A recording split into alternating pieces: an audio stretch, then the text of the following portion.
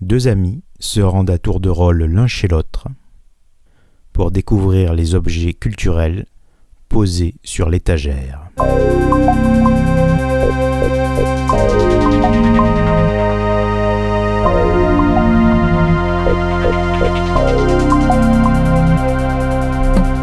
Vous achetez pas ça parce que vous connaissez les noms, vous achetez ça parce que vous êtes curieux de ce qui s'est passé à tel moment, à tel endroit. On ne sait pas qui est ce personnage avec des aiguilles qui lui traversent la tête sur un faux bonnet. Oh, the Debonair, the Oxford Circle, the Bethlehem Exit. Enfin, voilà, c'est que des noms de fous. C'est-à-dire que tu as un album, c'est le rock garage suédois. The Daganites, the Mad Hatters, the Peace Corner, en fait. Ouais, voilà. Ça n'a pas de sens. Voilà. Moi, j'ai coutume de dire, c'est le royaume de la fuzz.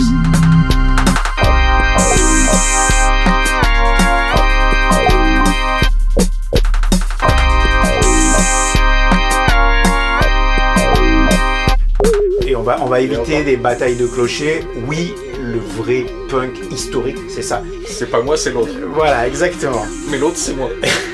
Et puis, ça sort sur un label qui s'appelle Discharge Records et qui en fait n'existe pas. Mais même si on est une pierre, un caillou ramassé au sol, bah en fait oui, on sera brut. C'est la plus sauvage, c'est la plus authentique, voilà, je dirais.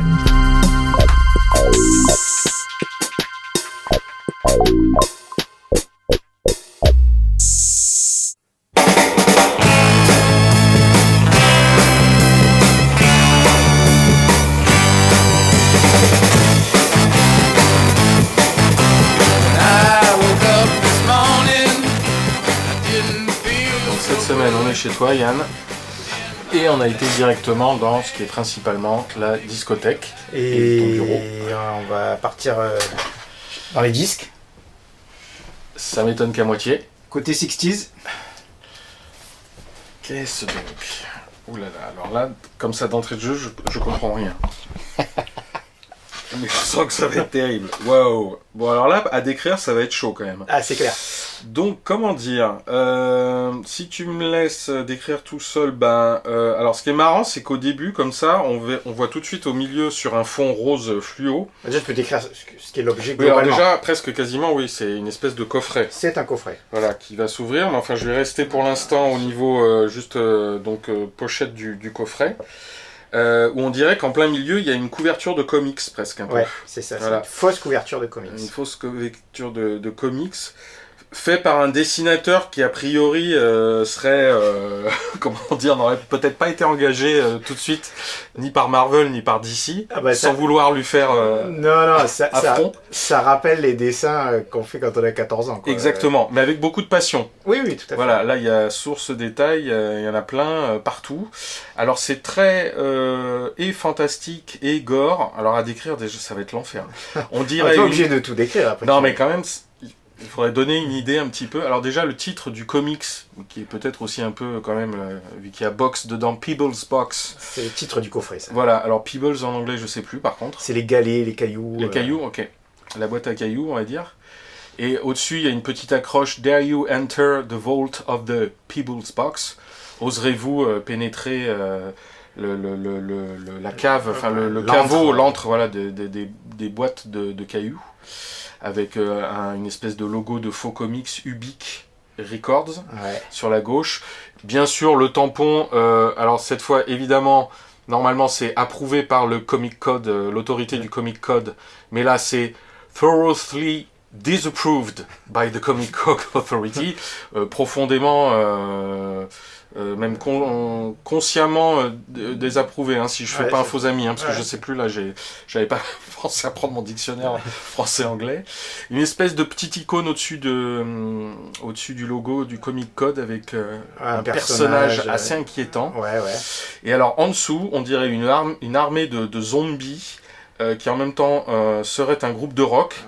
Il y a un zombie avec une guitare, l'autre au piano, et deux autres qui sont par terre, et un troisième qui porte quand même une hache, alors que les autres ont des instruments... coiffés comme les Ramones à peu près. Exactement, ce que j'allais dire.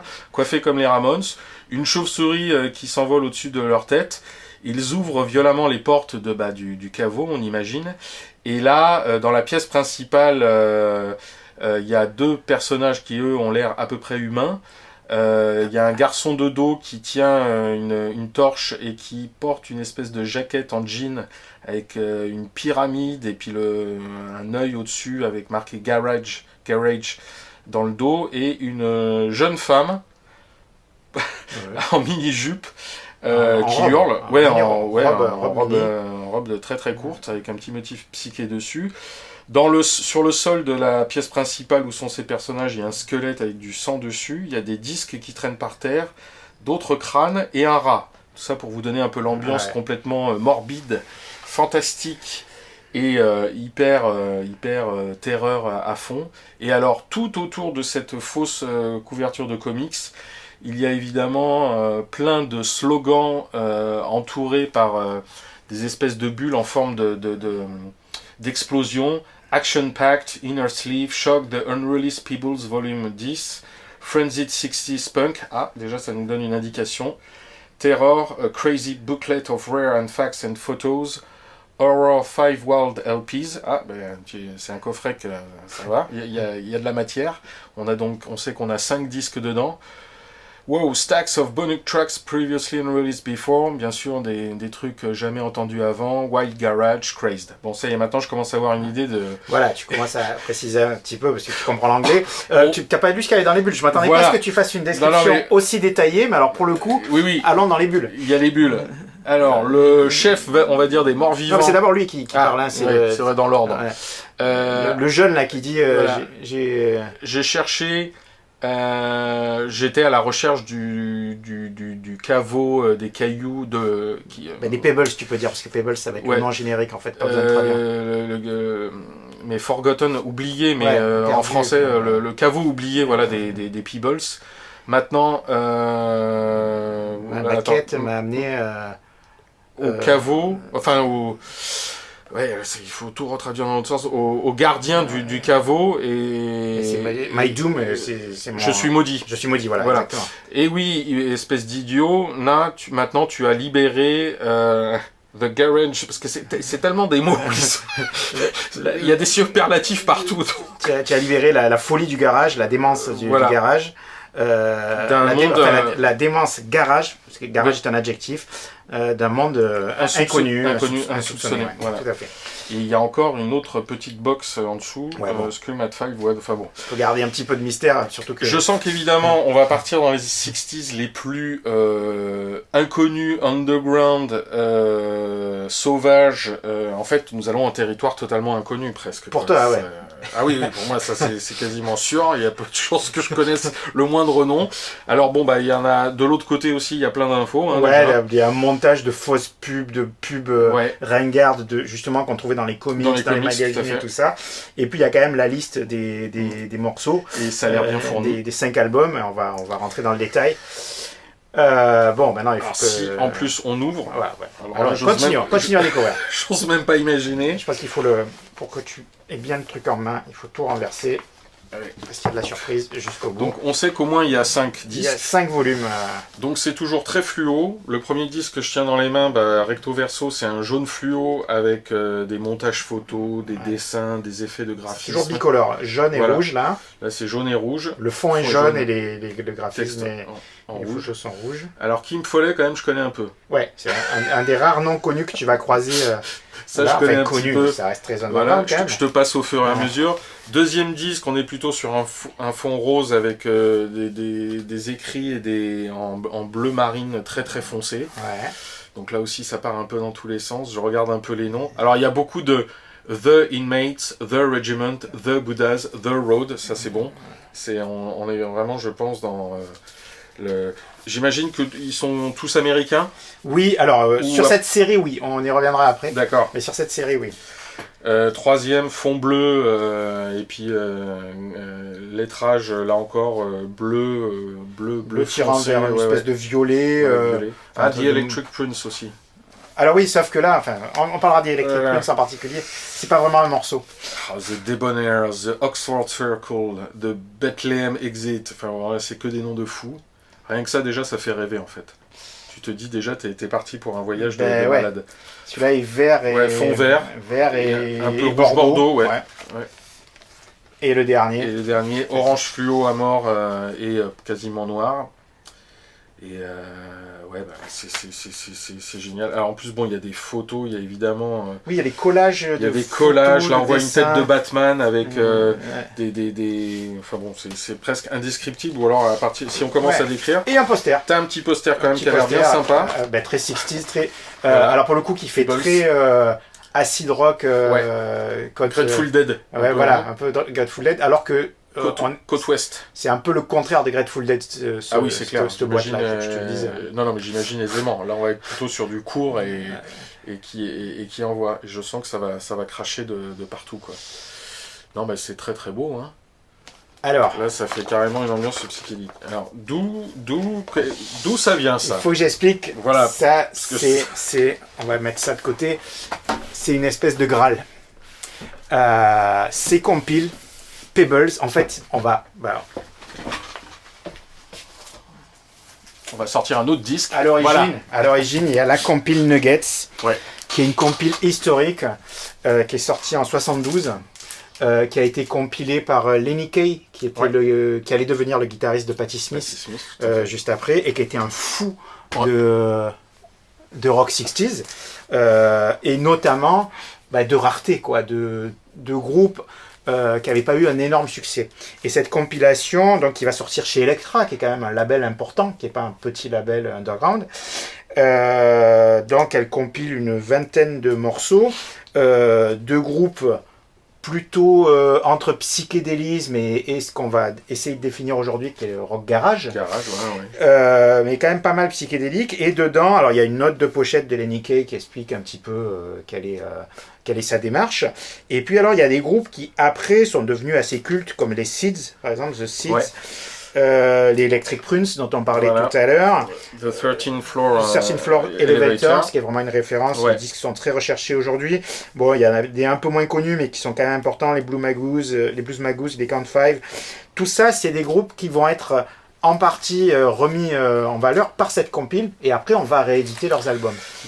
Mais à l'époque, les groupes qui sont compilés sur Nuggets, ils ont un album, 2 albums maximum. Et une poignée de 45 tours. Ça sort en 72. Voilà ce que j'allais dire. Il devait y avoir une suite, sauf qu'en fait, il y a le problème des droits. C'est que sortir tous ces 45 tours, il faut déjà trouver les ayants droit, les contacter, etc. Et tout. Et Elektra, ils n'ont pas trop envie de s'emmerder avec ça, vu que la compile a eu un succès relatif, mais pas non plus monstrueux, quoi. Oui, non. Donc c'était trop compliqué, ils ont lâché l'affaire. Là-dessus arrive un type qui s'appelle Greg Shaw, qui est lui-même déjà dans la musique. C'est un type, alors j'ai un peu fait des recherches sur sa biographie évidemment, c'est un type qui a commencé par faire des fanzines quand il était ado. Et alors son premier fanzine n'était pas sur la musique, son premier fanzine était sur... comment il s'appelle, sur l'auteur du Seigneur des Anneaux, sur Tolkien. Voilà, il était fan de Tolkien, il fait un fanzine sur Tolkien, et puis après, son autre passion, c'est le rock, et donc il commence à faire des fanzines de rock, il se fait un peu remarquer, il va commencer à écrire pour des revues plus professionnelles, il écrira après pour Cream, par exemple, qui est un magazine important aux États-Unis, et il va créer un label qui s'appelle Bump Records, sur lequel vont passer plein de noms importants des années 70, et notamment, pour les plus importants, Iggy Pop. Au début des Stooges, il va publier un 45 ou 2 d'Iggy Pop sur ce label Bump Records. Donc il a un petit label, il découvre des groupes, mais il a aussi cette passion pour Nuggets et pour ces groupes-là, et il se dit, moi aussi je vais faire pareil, sauf qu'il le fait à l'arrache complet. Il fait un premier volume, donc. Alors, Nuggets, ça veut dire les pépites, hein, en quelque sorte. Et il l'appelle Pebbles, pour dire, c'est des cailloux, quoi. Enfin, c'est à côté.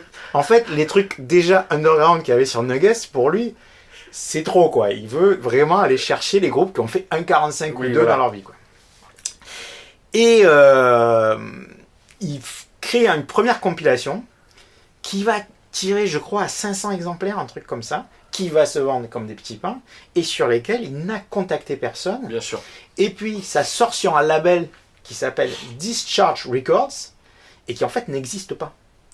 En fait, c'est Bump qui est derrière, mais pour pas s'emmerder j'allais avec dire les parce droits. que je comprenais pas, oui. Ouais, mais donc voilà, oui, maintenant c'est clair. Il invente un label en fait ça. pour sortir son truc sans se préoccuper des droits. C'est pas moi, c'est l'autre. Voilà, exactement. Mais l'autre, c'est moi. Et ça, c'est 78. Donc on est quand même 5-6 ans après Nuggets. Et il dit, parce que alors ce qui est génial dans ces compilations, c'est qu'en plus il y a des notes de pochette. Et c'est lui qui parle. Ouais, et c'est lui qui parle pour introduire le volume à chaque fois, et après il y a une note par artiste, par artiste groupe, qui est représenté sur par groupe donc c'est super intéressant parce que même si c'est des gens qui n'ont pas fait grand chose, d'avoir 3 lignes dessus, puis il y a des anecdotes, enfin je vais en parler, mais il y a des anecdotes. Mais en tout cas, ce qu'il explique dans le premier volume, c'est que beaucoup, parce que après j'expliquerai ce qu'est la box, mais cette note de pochette a été écrite pour la box. Il avait déjà écrit une première version quand le disque est sorti individuellement. Ah oui, le premier disque sur Discharge Records, c'est juste un disque. C'est juste un 33 tours. La box compile les 5 premiers volumes. D'accord. Mais sacré grave. Il explique que quand c'est sorti, en fait, le premier volume, il y avait quasiment que des morceaux qui avaient été prévus pour le Nuggets 2. D'accord. Donc, alors, parce qu'il était copain avec, je crois, avec Lenny Kaye ou avec le mec d'Electra, ou je sais pas. Oui, parce que visiblement sur Nuggets aussi, il mettait, là, j'avais pas fait gaffe parce que j'ai le disque, mais comme je l'ai pas en 33, concept Jack Holzman. Donc je sais pas. Oui, mais ça c'est le mec d'Electra, ça. Voilà, c'est lui qui a un peu chapeauté le truc, mais en allant chercher Lenny Kaye. Voilà, tout à fait. Enfin, c'est Lenny Kaye qui lui a proposé le projet, mais après c'est lui qui l'a ordonné, qui a trouvé son identité et tout ça, quoi. Mais donc ce Greg Shaw, il fait les choses bien à l'arrache, et donc il sort cette première compile qui a un succès dingue, et entre 77 et 81 ou 82, ils vont sortir une dizaine de volumes. D'accord.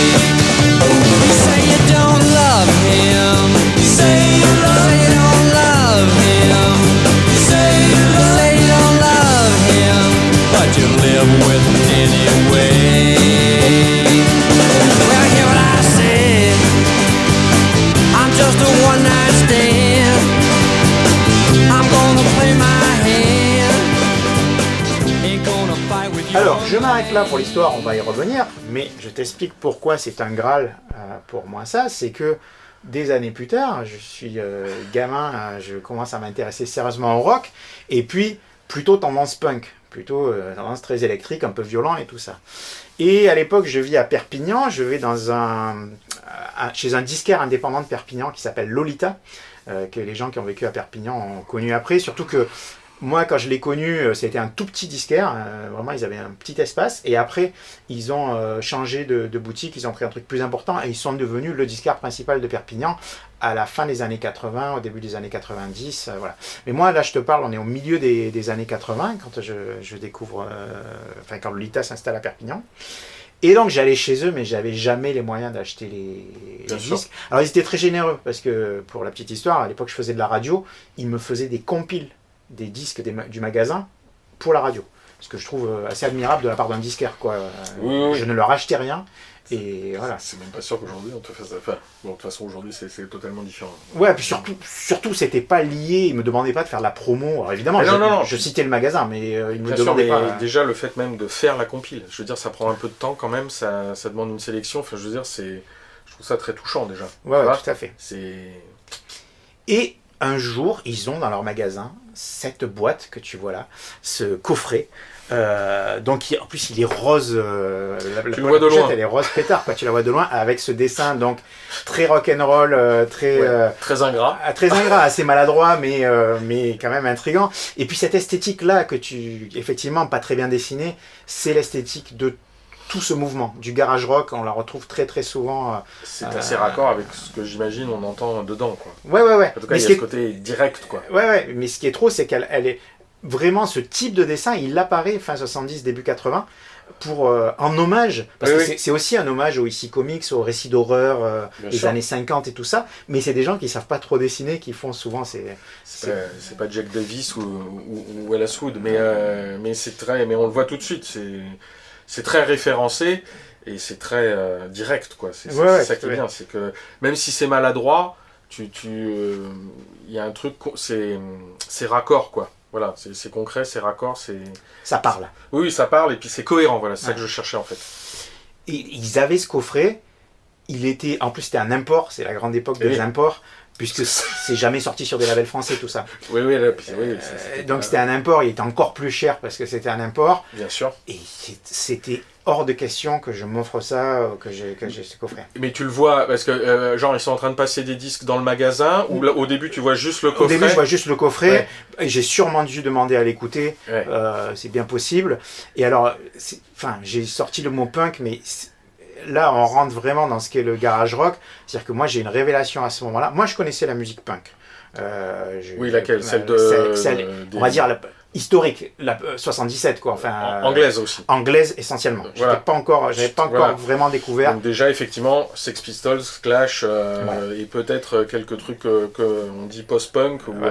Et on va éviter des batailles de clochers. Oui, le vrai punk historique, c'est ça. Le mouvement punk, c'est 76-77, c'est les Sex Pistols et tout ça. Après, on va y rattacher plein de trucs. Les Américains avaient commencé avant. Il y a toute la scène du CBGB, on en parlera peut-être. On a déjà un petit peu parlé. On peut remonter avant, là encore, à Détroit et les Stooges et MC5. Iggy Pop, c'est le premier punk. Voilà.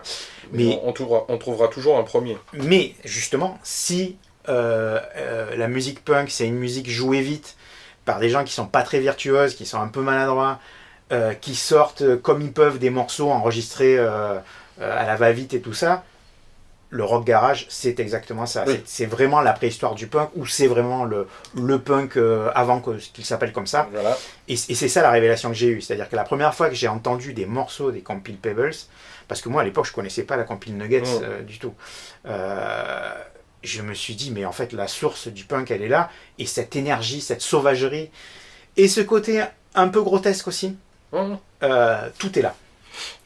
Tout est là. Et j'en ai entendu des extraits, mais je l'ai rêvé pendant des années et des années, ce coffret. Surtout qu'après, il est devenu rarissime, comme beaucoup de choses de cette époque-là. Oui, et puis là, en plus, si c'était déjà de l'import et que c'était pas du truc... j'imagine... tu sais à combien il a été tiré, ce coffret ? Non, là les tirages... Mais ça doit quand même de toute façon rester très... Il n'y a rien d'officiel, puisque tout a été fait là. Alors il faut dire qu'après Discharge, il a, pour être encore moins emmerdé, parce que Discharge avait une adresse aux États-Unis, il a inventé un faux label en Australie. J'adore ce mec. Pour avoir une adresse en Australie, pour surtout ne pas avoir... Alors qu'il n'a jamais eu de procès en plus. De ce que je sais, il n'y a pas un groupe qui lui a fait un procès. Il n'y a pas un avocat qui a débarqué en disant « vous avez publié tel morceau en 81 ». Non, jamais. Rien. Mais le mec, parce que tu disais qu'au début, ils ont sorti 10 disques l'un à la suite des autres. Et donc le coffret, la première... oui, donc toi, tu penses que tu as vu la première fois où il y a eu un coffret ? Parce que c'est vers le milieu des années 80 que sort la première édition du coffret. C'est genre résumé des épisodes précédents, on vous fait les 5 premiers. On fait les 5 premiers. En un seul coffret. C'est-à-dire que ça n'a jamais été des grosses ventes, mais comme les tirages étaient petits, ça disparaissait. Bien sûr. Et puis il y a une générosité derrière. Il y a clairement de la part de ce type-là, le Greg Shaw, l'idée de faire découvrir. Oui. Alors, on peut les appeler des pépites, on peut les appeler des cailloux, parce que tout n'est pas bon, et il y a même beaucoup de trucs pas terribles. Mais pour moi, c'est un peu l'équivalent de ce qu'est la série Z au cinéma. C'est-à-dire que c'est tellement fait avec le cœur, c'est tellement fait par des gens qui veulent, que de temps en temps, il y a un truc qui sort et tu es sidéré. Parce qu'il y a une idée qui est totalement originale au milieu d'un truc où ils essayent de refaire ce que font les grands, ce que font ceux qui marchent, quoi. Là, t'as un morceau, on dirait que c'est Gloria de Zem, le groupe de Van Morrison, énorme tube des années 60. La rythmique, c'est exactement la même. Et puis à un moment, ça part dans une direction que tu n'as pas prévue, tu vois. Il y a un morceau, la note de pochette dit « Ils sont plus Doors que les Doors ». Et je te mets au défi, tu mets ce morceau, les gens, c'est sûr qu'ils pensent que c'est les Doors. À part les gens qui connaissent la discographie par cœur, qui vont se dire « Non, ce morceau, il n'existe pas ». Mais la voix, l'orgue derrière, il y a tout qui sonne Doors, quoi, tu vois. Et ça, c'est bon, voilà, c'est caractéristique de... Et puis c'est carrément un document historique, quoi, aussi. Ah, mais bien sûr. Là, c'est de l'anthropologie, même. C'est ça, c'est exact, t'as dit le mot. Les gens sont allés faire des recherches sur des 45 tours qui... Alors, déjà, il y a une dimension qu'on a du mal à concevoir ici. C'est, par exemple, il y a beaucoup de groupes du Texas. Apparemment, le son garage, nous on imagine que des gens de la country ou, tu vois, au Texas. Non. Le son garage, non. Il vient de là en grande partie. Mais ces groupes, déjà, ont fait 3,45 et ne sont jamais sortis du Texas. C'est-à-dire que personne n'a entendu parler d'eux sur aucune radio ailleurs. Et c'est des dizaines de groupes comme ça, en fait, qui sont complètement anonymes, perdus, et où il faut des collectionneurs, des amoureux de musique pour aller sortir un 45 et dire tiens, on va le foutre sur une compile. Pour info, Nuggets, la compile d'origine, ils ont accès aux bandes. Oui. Lui, là, le Greg Shaw, il a que des 45 tours à se mettre sous la dent. Donc qu'est-ce qu'il fait? Il fait du pressage, enfin du mastering à partir de 45 tours existants. Et pour la petite histoire, sur le premier volume, le premier disque qui sort, le premier 33 tours Pebbles qui sort, il y a un morceau qui saute. Tu sais, comme quand ton disque, oui. Il manque un petit bout, quoi. Il passe d'un sillon, enfin d'un moment du sillon à l'autre. Il part de ce disque-là et dans la réédition, enfin quand le disque sort, le morceau saute. Et il est obligé. Alors, je l'ai parce que on va aborder un autre sujet. Comme ça a été réédité plein de fois, de temps en temps, il change le listing des. D'accord. Oh putain, t'as la première version de la première version. Ouais, en fait, c'est pas l'original, hein, parce que l'original, 500 exemplaires, tu risques pas de... Mais tu as une note à un moment. Ah oui, voilà. Comme marqué au-dessus, parce qu'au-dessus, il explique qu'il fait à partir de 45 tours et que des fois, il n'y a pas le saut sur Action Woman, donc ça, c'est le morceau qui ouvre le premier album, n'est pas un défaut. Mais c'est l'inévitable. Oui, étant donné que c'était sur le truc d'origine. De la reproduction du 45 tours. Et on retrouve le personnage qui était dessiné, je sais pas voulu te le dire tout à l'heure. Donc c'est sa tête, c'est lui? Non, c'est pas lui, non, on sait pas qui c'est. On sait pas qui est ce personnage avec des aiguilles qui lui traversent la tête sur un faux bonnet. Sur la pochette du premier volume Pebbles. Mais alors si tu regardes, voilà, donc nous avons deux versions du premier album. Oui. Au niveau du listing. Alors, ça va bien jusqu'au 3. Et puis alors là, déjà, ça commence à déconner. C'est-à-dire que là, tu as The Outcast. Ouais. Et en 4e position. Alors là, c'est The Shag. Et là, c'est The Shag, voilà. Ouais. Tu as 2 ou 3 morceaux après, qui vont changer. Et puis déjà, ça, après aussi, après, c'est The Squires en 5 et toi, tu as The Grain of Sand. Voilà. Le Grain of Sands revient en 6. Alors qu'ils étaient ensemble sur après, tu as The Jujus. Voilà, alors moi, je l'ai en 7. Les titres, oui, mais moi, je l'ai pas. Tu vois, moi, à la place, j'ai The Sweet Acids. J'ai à la place. Pareil, en 8, il y a The Haunted. Ouais. Et tu l'as pas là, en tout cas. Non, celui-là, il n'est pas. Mais c'est pas impossible que ce soit des morceaux que tu retrouves sur d'autres volumes. Oui, il a décidé de changer. Ouais, puis alors, il en trouve des nouveaux. Et puis ça veut dire qu'il y a beaucoup de rééditions. C'est-à-dire que de temps en temps... Puis à un moment, il veut mettre ça, donc il en enlève un, puis il se dit, ah oui, mais il faut quand même que je le remette sur l'autre. C'est peut-être ça. Enfin, je veux dire, c'est génial, quoi. C'est presque comme en plus il y a ces notes de pochette qui sont vachement intéressantes. Ça tient à la fois du fanzine et de la compilation, quoi. Il y a un truc de... On va en fait être un média. On va être un média pour faire connaître. Ouais. De toute façon, ce qui est de super intéressant dans ces démarches-là, c'est qu'il y a tellement peu de filtres. C'est comme tu dis, ça a l'air d'être vraiment le boulot presque d'une seule personne, quoi. Même si peut-être il s'est fait aider à droite à gauche, ou s'il a mis en place un réseau, les gars, ramenez-moi des 45 tours et tout. Tu sens que c'est un peu une œuvre faite à la main, quoi.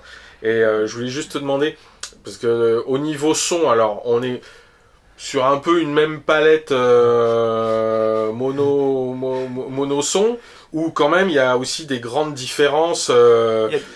Parce que quand tu me dis rock garage, pour moi ça peut avoir un petit peu tout le même son. Bon, même si c'est entre psychédélique et garage, ou des fois peut-être il y a des trucs super minimalistes ou des tentatives de faux funk ou alors ça reste très rock'n'roll. Ça reste très rock'n'roll. Il y a très très peu d'influence soul ou voilà, ça reste ça reste très rock'n'roll. Donc à ce niveau-là, oui. Alors au niveau des compos, vraiment, parce que moi je posais vraiment la question de la qualité sonore. Non, vraiment compo, voilà, oui, non, plus très punk rock, très. Voilà, on reste quand même dans la même veine de long, quoi. Voilà, ça s'appelle garage parce que c'était souvent des groupes qui répétaient dans leur garage et qui parfois enregistraient dans leur garage, voire jouaient pour leurs copains dans leur garage et leur carrière se limitait à ça. Mais oui, c'est guitare, basse, batterie, un orgue quand même pour les dans les 60s, mais pas que pour eux. L'orgue revient et il y a des trucs. Des fois, on est dans des musiques presque d'horreur, tu vois. Il va y avoir des riffs qui font très. Film de la Hammer. Voilà. Et puis à côté de ça, tu vas avoir des trucs très sauvages. Et moi, j'ai coutume de dire, c'est le royaume de la fuzz. Oui, voilà. Donc on va expliquer ce que c'est. Hein. C'est une pédale. Il faut aimer la fuzz. Une distorsion très marquée de cette époque-là et qui a cette particularité d'avoir une distorsion qui gratte beaucoup, mais qui est courte. Qui est pas, si tu plantes un accord, tu n'as pas un son qui dure pas des heures, très longtemps. Rien à voir avec les sons qu'on peut avoir dans le heavy metal, par exemple. C'est pas ces sons-là. C'est un son qui rappe, quoi, qui est un peu papier de verre, quoi. Oui, voilà ce que j'allais dire. Crépi, j'allais dire. Ouais, c'est ça. C'est que des images qui parlent. Et ça, il y en a partout dans ces albums-là. C'était l'une des pédales les plus vendues à l'époque. Ouais. Et alors, c'est là que on parlait d'Electric Prince tout à l'heure. C'est le nom le plus connu de la compile avec Kim Foley. Et les Electric Prince, ce qu'il y a dans cette compile, c'est pas un morceau. C'est une pub qu'ils ont fait à l'époque pour une pédale wah-wah. D'accord. Et donc ça dure 30 secondes. Et t'entends un son de pédale wah-wah, un commentateur à l'américaine de l'époque, hey guys, je sais pas quoi, de toute façon je la mettrai. Les Electric Prince qui disent ouais, c'est génial, c'est vraiment la super pédale wah-wah et tout. Et donc il est allé foutre au milieu de ses morceaux une pub d'époque pour la pédale wah-wah. Et j'ai envie de dire, c'est le truc le mieux produit forcément. Des 5 albums. Forcément. Parce que c'est une pub qui a été carrément payée, pro, quoi. Voilà, qui a été fait par des pros. Et que le reste, alors t'as des trucs quand même qui ont été publiés en 45 tours, donc avec une qualité sonore quand même honnête. C'est rarement très bien produit, mais t'as une qualité sonore très honnête. Il n'y a pas de gros labels. Il n'y a que des petits labels. Locaux pour la plupart du temps. Oui. C'est, tout à l'heure, tu disais qu'il y avait peut-être beaucoup de gens où c'était même au stade du garage, mais il y a eu quand même, il a récupéré aussi peut-être des 45 tours qui étaient un petit peu plus de labels, alors là aussi très indépendants, mais qui sortaient, qui avaient une politique de sortie de 45 tours ou de. Voilà. En fait, on se rend pas compte, mais il y en a énormément à cette époque-là aux États-Unis. Oui, voilà. Donc, c'est ce que j'allais dire. C'est pour ça aussi, tout à l'heure, tu parlais du Texas, mais il y a au niveau géographique, après, c'est un petit peu plus étendu. Oui, il y a Chicago, il y a Philadelphie, mais... on sent qu'il y a des États où c'est plus marqué que d'autres. Évidemment que il y a la côte ouest avec.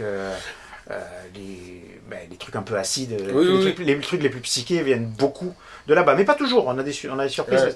Et en fait, alors si on sort un peu de la Pebbles Box, parce qu'il va y avoir derrière 28 volumes de 28 disques déjà. 28 compilations de Pebbles, après il se diversifie, il fait des volumes en Europe. C'est-à-dire que tu as un album, c'est le rock garage suédois. Toujours les 60s, quoi. Ah oui, c'est ça que j'allais te demander. On est sur les périodes. La période, c'est 64-69 a priori. Alors, il a pu déborder après. Puis après, il y a des sous-collections parce qu'évidemment, quand un truc marche et puis quand les chevaux sont lâchés, après. Donc après, il y a des sous-collections, il y a des trucs plus contemporains, tout ça et tout. Mais les authentiques, c'est vraiment cette période-là. C'est vraiment 64-69.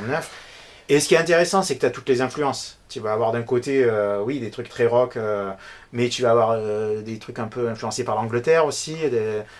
C'est pas les Beatles, hein, mais tu vois. Oui, non, mais tu as un petit côté peut-être plus harmonieux. Enfin, enfin, le commencement de la pop, quoi. Oui, voilà. Tu vas quand même. Toujours ce son un peu rêche, mais avec quand même des influences, il y en a un peu partout. Mais donc oui, il va faire des versions européennes, alors c'est rarement des Français quand même.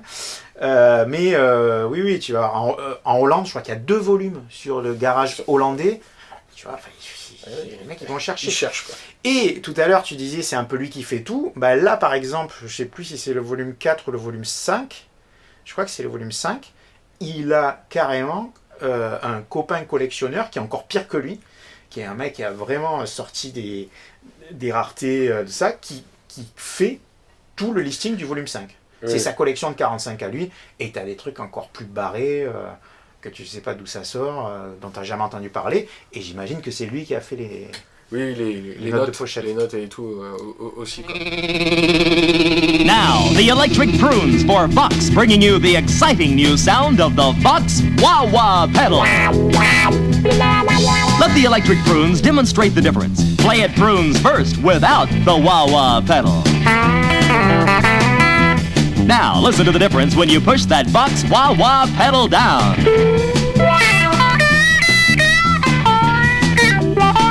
You can even make your guitar sound like a sitar. It's the now sound. It's what's happening. That's why the Electric Prunes, Animals, Herman's Hermits, Paul Revere and the Raiders, Stones, the Seeds are all using the Vox Wah-Wah pedal, and it works with any amplifier. If you're a professional musician or want to sound like one, get with the new Vox Wah-Wah pedal at your Vox dealer now. Et celui-là, tu l'as trouvé où? Alors celui-là, je l'ai trouvé à Montpellier, à Général Musique, ouais. Au magasin Général Musique, un jour où il avait rentré des nouveautés, et je me suis jeté dessus parce qu'il était à prix très honnête. Mais alors genre il n'y a pas longtemps. Ouais, mais il n'y a pas très longtemps, oui, il y a un an ou deux. Oui, nous sommes en 2026, donc c'est... Ah ben si... Non mais donc t'as quand même attendu 40 ans. Exactement, j'ai attendu 40 ans. C'est ça que je voulais savoir. Je l'ai recroisé une paire de fois, mais... dans des trucs genre des endroits où je vais pas moi, genre les salons du disque ou les trucs comme ça, ou alors dans des magasins où le truc il était à 200 balles voilà, minimum quoi, tu vois, un prix de fou quoi. Voilà. Et c'est la premie fois que je le trouve à prix abordable et j'ai pas tourné, j'ai pas hésité en fait, ça fait tellement longtemps que je j'ose pas te demander le prix, mais enfin s'il était à moins de, enfin voilà, à moins de 100 €, voilà, donc là tu t'hésites pas, tu le prends. Non. Et puis bon, et puis j'ai plus de moyens que quand j'étais jeune. sûr. Mais entre-temps, il y a eu des périodes où je pouvais m'acheter des disques, mais c'était pas, ça n'entrait pas dans mon budget, quoi. Et puis, aussi, entre-temps, j'ai beaucoup écouté d'autres compilations 60s. D'ailleurs, après, Rhino, qui a un label beaucoup de rééditions, ont sorti des compilations, ont certainement acheté le nom de Nuggets à Elektra, surtout qu'en fait ils ont réédité, c'est eux qui ont réédité la compilation de Nuggets d'origine, puisque maintenant celle-là elle se trouve assez facilement, mais ils ont sorti les suites, ils ont sorti les Nuggets 2, 3, 4, 5, et c'est super, il y a des super trucs, et j'ai aussi là un coffret qui s'appelle Rebel, qui est plus sur le psychédélique, qui est de la même époque mais qui est plus sur le psychédélique, que j'ai trouvé bien avant de trouver celui-là. Moi, j'adore ça. Je trouve que c'est des espèces de réservoirs insondables de rareté, de curiosité, de tout ça. Mais celle-là, elle avait une saveur particulière. Elle avait la saveur du truc que tu as attendu 40 ans. Quoi, Ouais, déjà. Et puis, elle a l'air, dans sa conception, dans son origine, dans tout ce qu'elle charrie, elle a l'air très très à part quand même. C'est la plus sauvage, c'est la plus authentique, voilà, je dirais. Enfin, il y a évidemment Nuggets avant tout, mais c'est la plus authentique dans la démarche du type qui est de dire, bon, on s'en fout en fait de tout l'aspect officiel. Déjà. Et puis, ça ressemble pas évidemment, ça tient de l'escroquerie, puisque je pense pas qu'il y ait beaucoup de droits qui soient retombés vers les... Non, enfin, mais je pense que sa démarche, elle est plus de dire, il faut que ces trucs ils existent. En fait, il y a des trésors qui sont enfouis. Ouais, et puis c'est une forme de distribution, donc voilà, c'est ça revient quand même à la musique, c'est fait pour être écoutée. Comment est-ce que tu peux écouter la musique? Soit il y a des gens qui ont les 45 tours d'origine et qui les passent à la radio, ou qui aujourd'hui les mettent dans des playlists ou je sais pas quoi, soit sinon il faut éditer un disque, quoi. Parce que le 45 tours, tu vas pas te le passer de la main à la main et il va pas faire le tour du pays. Surtout que les originaux, là, ils sont tous hors de prix. Hein. Oui, voilà. En plus, c'est d'autres collectionneurs qui les ont et qui vont pas les lâcher comme ça. Vu que c'était des petits tirages et qu'entre-temps, en plus, tout d'un coup, tout le monde s'est rendu compte, mais c'est quand même intéressant cette période. Voilà, je dis pas que tout le monde est fan de cette musique-là parce qu'elle est très typée. Ah bah oui, c'est pas du tout... C'est pour ça que je te demandais un peu au niveau des ambiances, des compos, voilà, quel était le prisme, mais même si c'est réduit, enfin voilà, c'est quand même... de toute façon, c'est un document historique. Au minimum, c'est ça, tu vois. Oui, mais c'est pas que ça, il y a vraiment... Plus, en plus d'être un document sonore, et après, on peut y éprouver en plus du plaisir à l'écoute et à la découverte, et... Enfin voilà, là t'en parles, on a qu'une envie, c'est de mettre des disques les uns après les autres. Tu vois. Je peux te faire écouter un ou deux trucs, notamment, si tu veux, je peux te faire écouter une curiosité. Ah oui. Après, ça en regorge, hein, donc... Alors, oui, parce qu'en plus, sur chaque... on a vu au moins un ou deux disques, mais sur chaque face, il y a quand même il y a beaucoup de morceaux. Quoi. Il y a minimum 7 morceaux. Ben, voilà. Il faut dire qu'il n'y a pas de morceaux longs. Voilà, c'est plutôt des morceaux courts. C'est des morceaux qui sont souvent en dessous de 3 minutes. Mais donc, il y a à peu près entre 14 et 16 morceaux. Plus, c'est généreux, quoi. Alors, c'est le volume 4. C'est ça qui est bien. C'est qu'en plus, là, t'as vraiment... Ah ben... Enfin, moi, ça fait 2 ans que je l'ai, mais je l'explore encore. C'est-à-dire que même si je commence à connaître certains morceaux bien, chaque fois que j'en mets une, je redécouvre des trucs. Oui, et puis, on a parlé de... Alors, regarde, les disques aussi. Ça peut te faire la semaine, quoi. Les disques sont colorés aussi. Colorés, ouais. Alors, ils sont pas forcément de la couleur de la pochette. Non, ça c'est tout à fait à l'image de... Mais ça fait encore plus de couleurs. Ouais. Bah là, t'as ouvert le coffret, et puis en plus, tu viens d'en mettre, là, il y a du jaune, du rose, du vert et du bleu fluo. C'est vraiment, ça part dans tous les sens, quoi. Et alors, on va mettre... Alors déjà, il y a une autre curiosité qu'on va pas mettre là-dessus. C'est, tu vois ce morceau des Clash qui s'appelle I Fought the Law? Ouais. Ah. And the Low One. Ouais, c'est une reprise d'un morceau d'un mec qui s'appelait Bobby Fuller, qui est dans plein de compiles, puisque c'est l'original du morceau des Clash. Et sauf que là, tu as la première version de Bobby Fuller, qui n'est pas sortie sur 45 à l'époque, et lui, il a dégoté une version avant celle qui va inspirer les Clash. Donc il la met en fin d'album. Du mec. Oui, de Bobby Fuller. Genre une démo. Ouais, genre une démo. Voilà, enfin, sauf qu'elle est plutôt bien finalisée, mais oui, ça ressemble un petit peu la première version à une démo. Mais là, c'est pas ça que je vais te mettre. Je vais te mettre Alors, plus tard, il y aura des volumes spécialisés dans des pays. Mais là, il y a un morceau canadien, d'un groupe canadien, qui s'appelle The Haunted. Les hantés. Les hantés. Voilà. Et alors, où il est ce morceau? Je pense que tu vas reconnaître le morceau. C'est une reprise alors. Voilà, celui-là, il y a pas mal de reprises. C'est pas la majorité, mais il y a quand même quelques reprises. Mais alors celle-là, elle vaut des points, je trouve.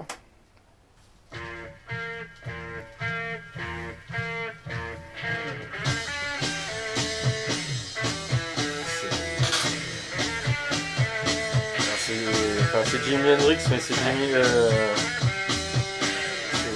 c'est pas là où il reprend aussi Jimi Hendrix? Non, c'est un morceau de Lisa. Oui. Donc c'est plus quel c'est. Ils vont le dire, mais... Ça va, quoi.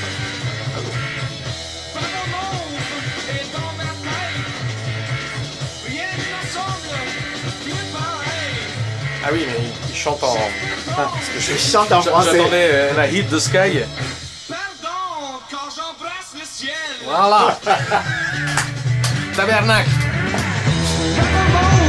Autour de moi, je ne sais si je monte ou descends. Malheureux, je suis chef d'entendre. Je suis sûr, cette fille, je te sens sur moi.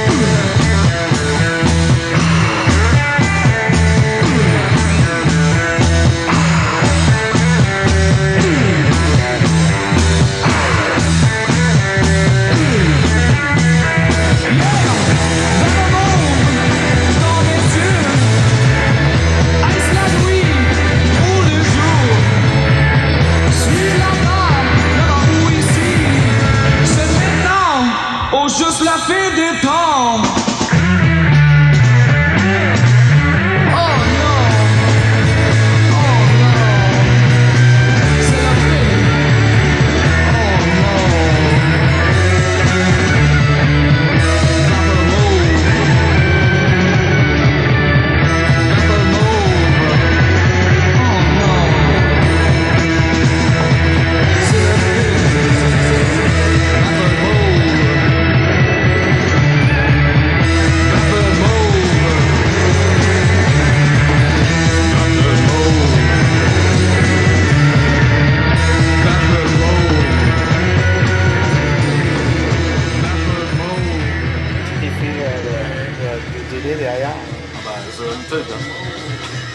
The Haunted. Voilà, donc The Haunted Vapor Mauve, c'est quand même un morceau d'histoire. Hein, je pense que ça dit bien aussi où on est, quoi. Ouais. Alors, il faut quand même être clair que c'est pas la majorité, c'est pas des reprises. Non. Mais des fois on dirait. Non, mais tu vois, c'est t'y es tout de suite, quoi. Enfin, je veux dire, là subitement, c'est comme voyager dans le temps, quoi. Il y a un côté brut, il y a un côté sauvage, il y a un côté direct, il y a un côté, voilà, même s'ils font une reprise de Hendrix et qu'ils font le texte littéralement en français et tout, je trouve qu'il y a un côté tout de suite qui est quand même touchant aussi dedans, quoi. D'autant plus qu'en fait, d'après la note de pochette, et normalement ils chantent en anglais. Oui. Et c'est leur seul morceau en français. Et évidemment, c'est celui qu'il a retenu pour la compile parce qu'il est énorme, quoi. C'est génial, mais c'est ça qui est génial aussi, quoi. Et ce que je trouve qui est très punk dans l'attitude, c'est on reprend Hendrix et on sait bien qu'on n'est pas Hendrix, on sait bien qu'il n'y a pas le niveau et tout, mais du coup on va lui amener cette petite cette originalité de chanter en français, 2 l'orgue derrière que je trouve qui est génial, qui est hanté aussi, cet effet sur la voix. Il y a tout le temps de la créativité, quoi. Oui, et puis même je pense que, enfin comment dire, alors après peut-être qu'avec le temps on pensera différemment, mais là, c'est les mecs, enfin voilà, je sais pas s'ils faisaient beaucoup de tournées ou des trucs comme ça ou machin, mais bon voilà, enfin je veux dire, à l'époque, tu t'aimes un morceau, tu peux faire qu'un truc avec, c'est le reprendre, quoi, tu vois. Tu vas pas quand même finir par faire comme les autres, prendre un sample et faire un autre morceau, tant mieux, ou faire juste un décalque un peu vulgaire en utilisant juste un sample. Là, il s'agit de revivre la musique, même si c'est quelqu'un que t'admires, oui, t'essayes de copier son solo, la rythmique de batterie derrière, le mec, il essaye de jouer comme le batteur de Hendrix, tout le monde essaye de jouer comme Hendrix, et en plein milieu, ils ont chopé le type qui aimait les Doors, et ils m'ont dit, tu vas nous faire du clavier. Mais je trouve que ça reste quand même profondément... humain, quoi, et chaleureux, et il y a dans la démarche, je trouve que c'est quand même très beau, quoi. Et puis après il y a tout ce côté aussi tout ça est frais, en fait. Oui, tout voilà. Mais il faut dire que c'est ce qui est toujours le plus intéressant dans les moments artistiques, c'est l'émergence. Voilà. Et là c'est clairement qu'est-ce qui se passe. Le rock, il apparaît dans les années 50, ok, c'est l'électricité, et tout le monde trouve ça très violent à l'époque. Mais là, on est dans un moment où ça s'adoucit un petit peu, où la pop musique est en train de se développer, où d'ailleurs ça touche un petit peu à d'autres musiques, c'est-à-dire qu'il y a toute l'influence aussi de la musique soul qui va... Et t'as quelques groupes qui veulent retrouver cette espèce de côté brut, de sauvagerie, et en plus, qui je pense le font à la fois dans l'imitation, on vient de le voir, mais aussi dans l'idée de trouver un son en trafiquant une pédale, trouver un arrangement en mettant ces orgues qui font très film de fantôme ou je sais pas quoi. De temps en temps, t'as un instrument, t'as une sitar qui débarque ou je sais pas quoi. Et puis alors certainement sous l'effet des drogues, tout cet aspect psychédélique qui font que des fois tu as des morceaux qui sont complètement déstructurés, où tu as la basse qui est vachement en avant par rapport aux normes de la production. Tu as des surprises comme ça, à dire dans l'approche même des morceaux de gens qui peut-être intellectualisaient pas du tout ça. Oui, il y en a peut-être un qui s'est endormi sur le bouton et qui a poussé un peu plus fort la basse, hein. Ça, tout est possible après. Non mais c'est ça, après c'est... De toute façon, il y a ce côté brut, voilà, on parlait de pépites ou de cailloux, mais même si c'est des cailloux bruts, quoi. C'est ça qui est bien, quoi. C'est que là, il y a pas de filtre Il n'y a pas de filtre de maison de disques, il n'y a pas de filtre de producteurs, il n'y a aucun filtre. C'est des gens, pour ça on a l'impression d'être en direct un petit peu avec eux. Quoi que ce soit qu'ils fassent, même s'ils font une reprise et tout, c'est surtout ça que je voulais dire, c'est que subitement t'as l'impression d'être dans le garage, quoi, voilà. Et vraiment avec un côté quand même très direct, comme ça, très enfantin presque même.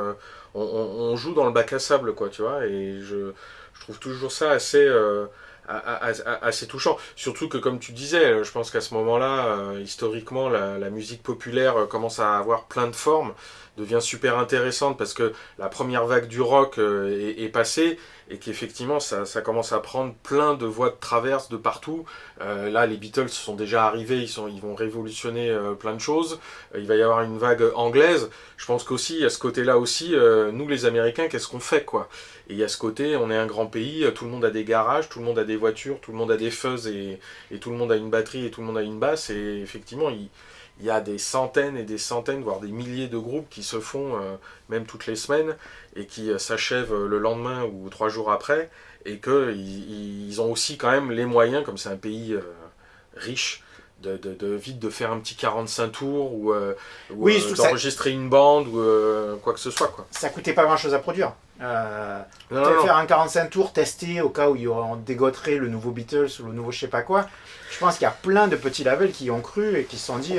Oui, déjà. Et puis même, je pense qu'à même les gens, personnellement, tu pouvais... Enfin bon, Elvis avait enregistré son premier truc, tu pouvais te faire tirer... Enfin bon, là, t'avais un 45 tours, hein, ou deux, peut-être, pour qu'il donne à sa maman.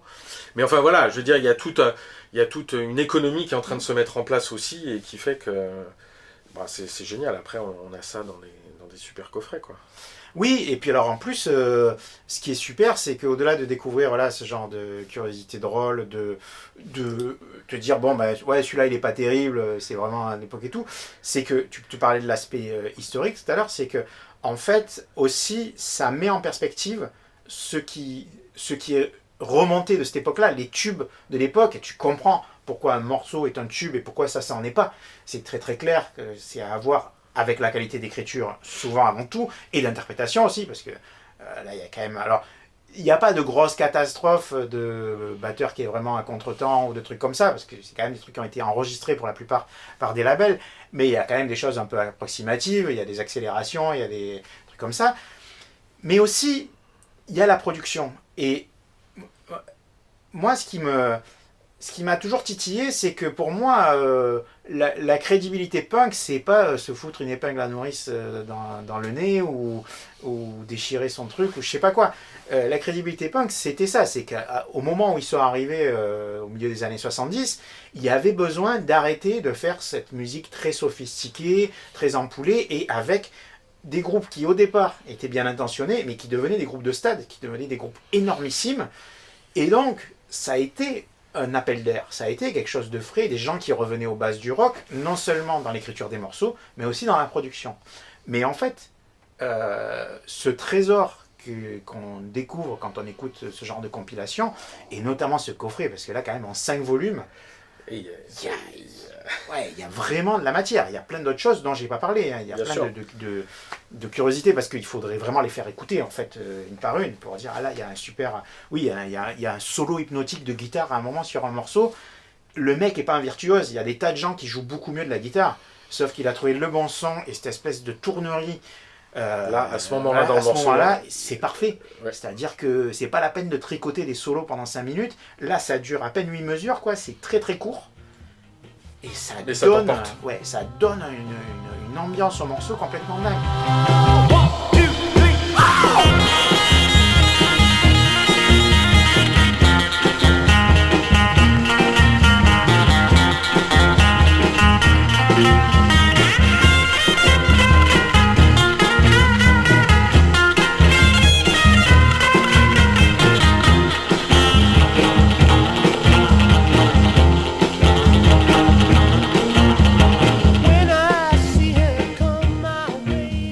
Et en fait, il y a plein de petites choses comme ça, où, oui, bien sûr, les groupes importants des 60s, c'est pas cela. Mais ça, pour moi, ça ouvre le cerveau. C'est-à-dire que même si c'est dans un style assez typé, se rendre compte que... C'est pour ça que je comparais aux séries Z tout à l'heure. C'est-à-dire que dans ces petites productions faites à la va-vite, il y a 2-3 idées dans un morceau. Et tu te dis, mais en fait, la musique, à cette époque-là, elle est d'une richesse insondable. Après, ça va continuer à évoluer, mais ça va être plus intellectualisé. On aura plus conscience. Les groupes ont plus conscience déjà d'une histoire qui est derrière eux. Et ces groupes, nous, qu'on adore, par exemple, les New-Yorkais des années 70, là, les Television et tout ça, les Ramones sont fans de cette musique-là, et ça se reconnaît dans la musique. Les autres sont un peu plus sophistiqués, les jeunes, oui. Voilà. Oui. Mais ils ont, tout en étant plus intellectuels et tout ça, ils ont l'influence de cette liberté de faire. De dire, là, maintenant, on est là, on a un local, moi j'ai mes morceaux, je les amène, je les écris, et je les... Oui, je pense que de toute façon, c'est ce que tu disais tout à l'heure, pour en revenir aux racines on est parti du punk et tout, mais effectivement, je pense que cette vitalité-là, cette philosophie-là, ce qu'on entend là, qui, comme tu disais, n'est pas intellectualisé et complètement brut, je pense que quelle que soit la période à laquelle tu viennes après, c'est quelque chose que tu veux toujours retrouver, quoi. Parce que c'est un peu ce côté... paradis originel presque, quoi. Et là, même si c'était déjà, comme tu disais tout à l'heure, un peu la deuxième vague du rock, voilà, je crois que ça, oui, ça perdure, et que sur la scène qu'on aime bien alors moi j'entendrais plus Suicide est très proche de ça, mais oui, là pour le coup le côté arrivait presque même à être encore plus minimaliste, tout aussi sauvage, mais encore plus minimaliste, et arriver à faire un truc totalement neuf, alors que tout sur le papier a l'air d'avoir été entendu 10 000 fois. Mais bon, ça c'est un cas quasiment à part. Et même quand c'est d'une certaine manière intellectualisé ou joué totalement différemment par Television, bon, ça donne un chef-d'œuvre minimum dont on parlera un jour. Mais c'était le côté viscéral. Mais c'est ça, mais parce que je voulais dire, parce que quand ils ont... alors c'est marrant, parce que je crois que si je me trompe pas, ils avaient été signés sur Elektra. Sur Elektra, le label de Nuggets. Et qui avait quand même été chopé, si je ne me trompe pas non plus, le producteur de Marky Moon, c'est... je sais, alors ça y est, j'ai oublié son nom, mais bon, tu l'as, donc ça va pas être compliqué. C'était pas Andy Jones, un truc comme ça. Enfin, c'est un mec qui avait bossé avec Led Zeppelin, si je ne me trompe pas. Andy Jones. Voilà, Andy Jones, tu vois. Alors, il n'a pas produit Led Zeppelin, mais il était, je crois, ingénieur du son. D'accord. Et, évidemment, c'est à lui qu'on doit aussi un petit peu le gros son de batterie du batteur de Led Zeppelin. Même si c'est le batteur qui a son jeu et tout, mais lui, la manière d'enregistrer. Et que les premières sessions d'enregistrement de Television à New York avec lui, c'est quand même une espèce de groupe proto-punk qui joue un peu des morceaux bizarroïdes qui n'ont rien à voir avec le punk. Fin 75 New York, et cette espèce de producteur qui connaît, qui a fait du Led Zeppelin, et il leur fait un son de batterie à la Led Zeppelin. Les mecs ils écoutent, ils disent non mais là ça va pas du tout, nous c'est pas ce son là qu'on a en répétition, on veut le son qu'on a en répète, tu vois, c'est ça ce que tu disais. Oui. Et là le gars il a regardé. Ah oui, vous voulez votre truc new-yorkais, un peu arty, un peu avant-garde, machin. Ouais, mais vous n'avez pas besoin de moi pour ça. Ok, je me casse, il y a l'ingénieur qui est là, il va vous enregistrer. Et en fait, grosso modo, le mec, il était pas là, quoi. Et parce que c'est ça que tu disais, tu vois, c'était ce côté, ils étaient quand même signés sur Elektra, ils ont eu quand même un petit peu de sous. Et les mecs, non, ils voulaient leur son le plus pur possible. Là encore, il y a une question de brut, de diamant brut, tu vois. On revient aux pépites ou aux pierres, mais même si on est une pierre, un caillou ramassé au sol, en fait, oui, on sera brut. Là, c'est à prendre ou à laisser. Là, c'est ça de longue. Alors, je sais pas si la conviction était aussi affirmée qu'avec un mec comme Paul Verlaine de Television. C'est-à-dire que je pense que là, il y a plein de groupes, ils étaient trop heureux de signer un 45 tours et faisaient ce qu'on leur disait de faire. Mais un des points communs à la plupart des morceaux, c'est justement, tu parlais de la batterie, le son de caisse claire, le son qu'on entend le plus dans la batterie, et il est il est sec, il est clair, on entend ça et il n'y a pas d'effet, il n'y a pas de... Sauf quand on entend, ils vont mettre ces reverbs un peu bizarroïdes, mais sinon, voilà, ça cogne quoi. Et ça cogne sans être un compresseur. Voilà. Non, il y a ce côté, en fait, ce côté brut de répète, oui, effectivement, comme un groupe qui est dans son garage. Voilà, c'est pour ça, rien n'est trop travaillé, quoi, tu vois, parce qu'on n'a pas le temps, on n'a pas les moyens. Mais même des groupes qui, voilà, comme Television plus tard, je pense que c'est toujours cette notion de retrouver ce son-là. Ouais, il y a souvent, je pense que ça revient souvent en fait. Et à un moment donné. Et juste alors en complément de ça c'est un truc que j'ai trouvé, je sais même plus où, un livre qui s'appelle Le Rock Garage américain de 64 à 68, voilà une délimitation historique assez précise par un Fred Duve, un Français que je connais pas du tout. Et alors c'est le livre, tu vois, c'est une petite maison d'édition avec une maquette qu'on peut dire minimaliste. C'est clair. Et c'est rempli de 45 tours qui va lister, il y a quelques albums mais l'essentiel c'est les 45 tours avec une petite note à côté. Et c'est pas... alors il y en a certainement qui sont sur les compilations, mais t'as encore d'autres trucs dont t'as jamais entendu parler. Ça n'arrête pas. Là. Et où il faut faire des recherches incroyables. Et il reproduit juste, tu as vu, même pas les pochettes des disques. Non, le rond du 45 tours. Voilà, le label, ce qu'on appelle le label. Ouais, le label du 45 tours. Le rond central du 45 tours. Et tu vois les noms des groupes, mais tu n'as jamais entendu aucun de ces noms. Quoi. C'est clair. The Dagonite, The Mad Hatters, The Peace non, en fait. Voilà, ça n'a pas de sens. Voilà. Et c'est un livre très amateur dans sa conception, mais en même temps, c'est une mini-encyclopédie. Là, carrément, parce que là, à chaque page, il y a au moins 8 45 tours reproduits, et puis à côté des petites notes qui nous donnent le maximum d'informations qu'ils peuvent. T'as des reproductions de pochettes. Bon, alors ça pixelise un petit peu sur la repro, mais c'est fait. C'est aussi amateur que les compiles, en fait. Là encore. Ce que je veux dire, c'est que il y a un réservoir infini. Que il est sorti donc 28 volumes de Pebbles, et qu'à côté de ça, les Rebels. Alors moi j'en ai une dizaine. Je sais pas combien il y en a en tout. Qui sont donc plus psychédéliques, sans compter d'autres. Ah oui, il y a aussi les. Il y a une autre série de compiles garage qui est vachement bien, mais j'ai oublié le nom. C'est genre Back from the Graves ou un truc comme ça. Et alors ces trucs-là sont difficiles à trouver parce que les amateurs se les arrachent et que ce sont des petits tirages. Forcément. Aujourd'hui, heureusement, si je puis dire, il y a Internet. Il y a Internet, ouais. Et on peut trouver énormément de ces morceaux. Parce que moi, il n'y a pas longtemps, il faudra que je te l'envoie, mais j'ai vu un... Alors, je sais plus comment... Ouais, je sais plus comment c'est... Dans quelles circonstances. Ou alors, c'était une espèce de vidéo sur YouTube. Alors là, c'était sur des Français. Tu vois, c'était sur les Français, période fin des années 60. Mm-hmm. Et là aussi, c'était un peu très très rock, très psychédélique et tout.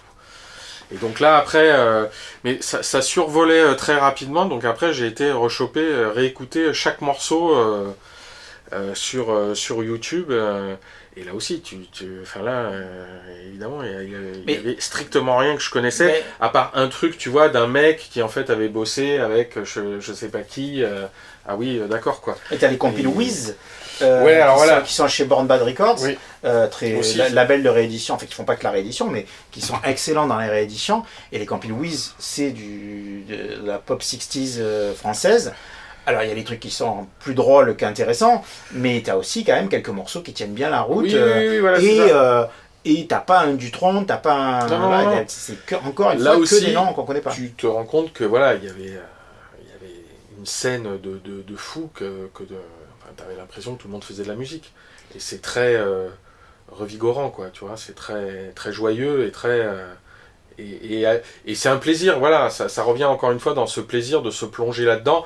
Et là, il y a un double effet avec le fait que c'était un peu dans notre pays et que ça n'a pas été, comme comme c'est quand même pas des formes très populaires en fait, voilà. C'est une histoire secrète. Voilà, c'est un peu, on n'a pas énormément de cas dans l'histoire du rock de groupes qui de toute façon auront une carrière internationale, ça c'est quasiment impossible, mais même une carrière nationale, t'as un peu l'impression qu'en France, il y aura toujours genre 2 groupes qui vont cartonner par décennie, et puis après quelques autres derrière, et puis après c'est fini, quoi. Donc ça se compte sur les doigts d'une main, et après t'es forcément dans la variété, ou alors après tu es sur les nouveaux, quand il y a eu la vague de la musique électronique qui a un peu relancé la donne, ou alors il faut se cacher comme à l'époque du disco, et ne pas montrer qu'on est français, quoi.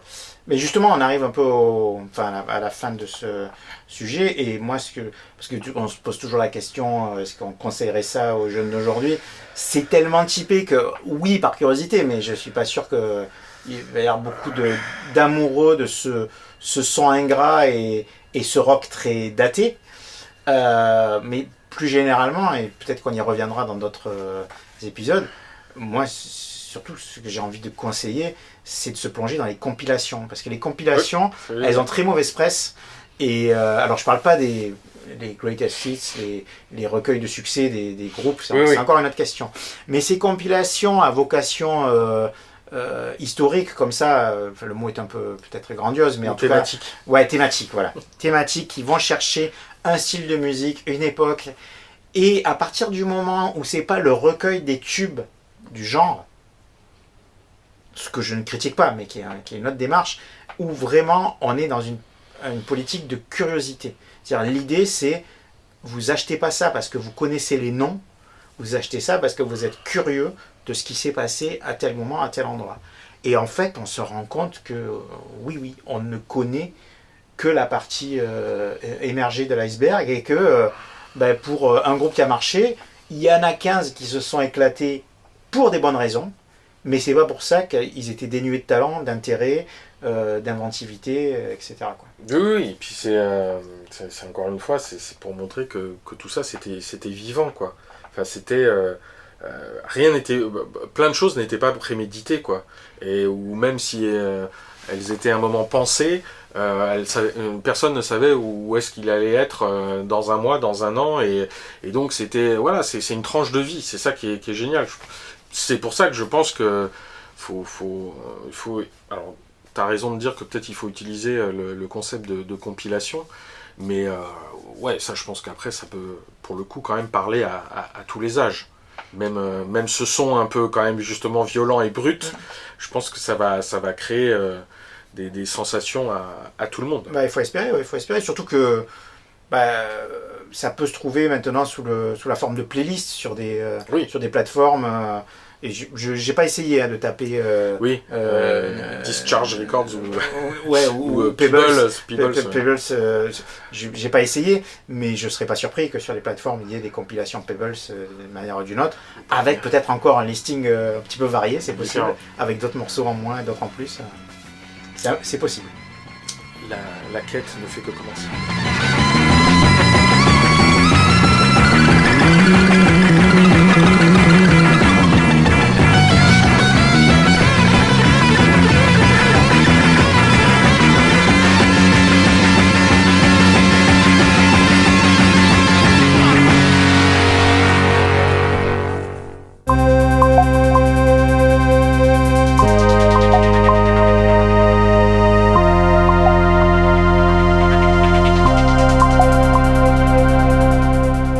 L'étagère, un podcast de Yann Jouvert et Christophe Bauer. Réalisation Yann Jouvert. La musique du générique est signée Off,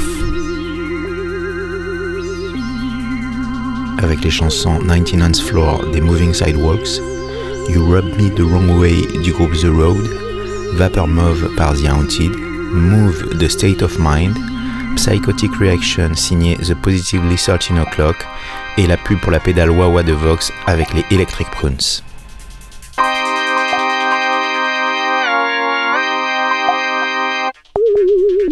Retrouvez tous les épisodes de l'étagère sur vos plateformes habituelles.